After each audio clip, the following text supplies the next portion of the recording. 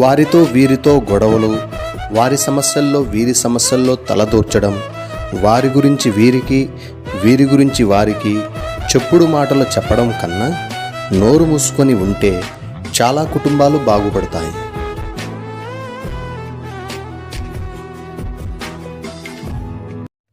ఎంత దూరంలో ఉన్నా మనల్ని ద్వేషించే 10 మందిలో ఉండడం కన్నా మనల్ని ప్రేమించే ఒక్క వ్యక్తి కోసం ఎంత దూరమైనా వెళ్ళొచ్చు.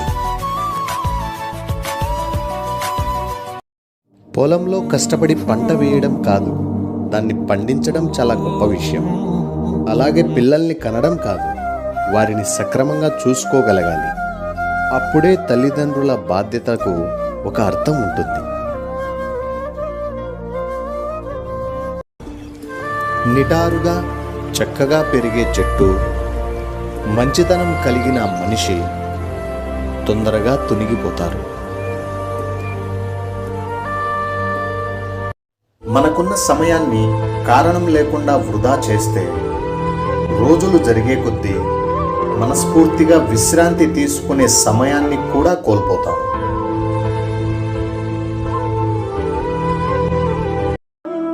నలుగురిలో ఉండి ఒంటరిగా ఫీల్ అయితే వారు నీకు ఇష్టం లేదని అర్థం.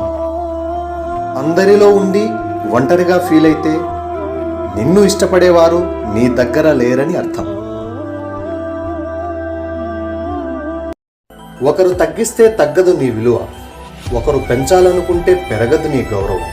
ఎందుకంటే నీ విలువ, నీ గౌరవం నీ ప్రవర్తనలో, నీ నడవడికలో ఉంటాయి, ఒకరి చేతిలో ఉండవు. మనం చెడ్డదారిలో వెళ్ళేటప్పుడు చాలామంది సహాయం చేస్తారు, కానీ మంచిగా మారి మంచిగా ముందుకు వెళితే మాత్రం ఎవరూ సహాయం చేయకపోగా శత్రువును చూసినట్లు చూస్తారు.